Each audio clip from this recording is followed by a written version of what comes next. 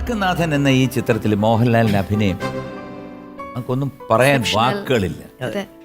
ഞാൻ ലാൽ സാറിന്റെ ഈ സിനിമകളൊക്കെ കാണുമ്പോൾ കേൾക്കുമ്പോൾ ഇതിലെ ഡയലോഗുകൾ പതിയെ മനസ്സിൽ പതിയും. പക്ഷെ എനിക്ക് ഈ അനുകരണം അറിയില്ല. മിമിക്രി എന്ന് പറഞ്ഞ മറ്റൊരു കല, അതുകൊണ്ട് ഇത് പുറത്ത് പറയാൻ പറ്റില്ല. നമുക്ക് അത്ര അടുപ്പുള്ളവർ എടുത്ത് ഡയലോഗ് അതല്ലെങ്കിൽ ഇങ്ങനെ എല്ലാ കേട്ടോ എന്റെ സൗണ്ട് ഇമിറ്റേഷൻ എന്ന് പറഞ്ഞ് തള്ളും.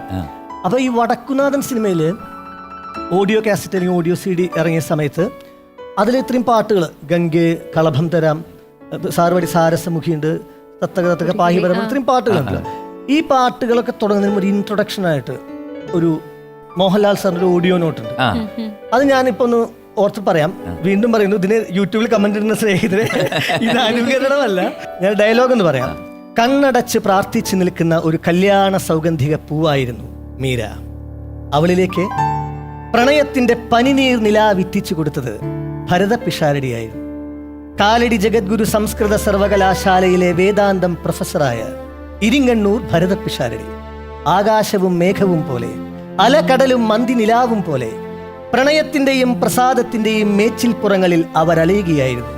കാറ്റിന്റെ കനിവും കണ്ണീരിന്റെ നനവും തേടി കുടുംബ ബന്ധങ്ങളിലെ ഇഴയെടുപ്പങ്ങളും പിരിമുറുക്കങ്ങളും വരച്ചു കാണിക്കുന്ന വടക്കുനാഥൻ എന്ന ചിത്രത്തിലെ ഗാനങ്ങൾ ശ്രുതി സുഭഗമാണ്, സ്വരതരളമാണ്. ഹരി ഒരു പ്രണയ കുഞ്ചരനാണ്. ഇതുപോലെ ചന്ദ്രോത്സവത്തിലെ ഡയലോഗ് ഹരിയായിട്ട് നിങ്ങൾ പറയും. ആണോ? ചന്ദ്രോത്സവത്തിന്റെ തുടക്കത്തില് തവളക്കണ്ണി എന്നിരട്ടപ്പേരാര് വിളിച്ചാലും കൊഞ്ഞനം കുത്തി അറിയാവുന്ന തെറി വിളിക്കുന്നവൾ. ഒരിക്കൽ ഞാനും ആ പേര് വിളിച്ചപ്പോൾ അവൾ തെറി വിളിച്ചില്ല, പകരം കണ്ണു നിറച്ചു.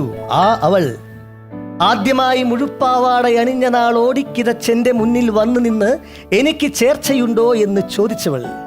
ഞാൻ പരീക്ഷകളിൽ ജയിക്കുമ്പോൾ കാവിലെ കൽവിളക്കുകളിൽ തിരിതെളിച്ചവൾ. കഥകളി കാണാൻ പോയി കണ്ണിൽ കണ്ണിൽ നോക്കിയിരുന്ന് നേരം വെളുപ്പിക്കാൻ കൂടെയുണ്ടായിരുന്ന കൂട്ടുകാരി. കെഞ്ചി ചോദിച്ച ഉമ്മ തന്നെന്ന് വരുത്തി ഇടവപ്പാതി പെയ്യുന്ന നാട്ടുവഴിയിലൂടെ തിരിഞ്ഞു നോക്കാതെ ഓടിപ്പോയവൾ. ആ അവളാണ് മക്കളെ ഇന്ന് മറ്റൊരുത്തന്റെ നിഴലായി മാറിയത്.